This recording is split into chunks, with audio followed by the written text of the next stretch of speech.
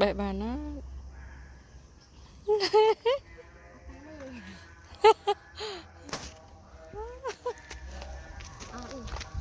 Wow.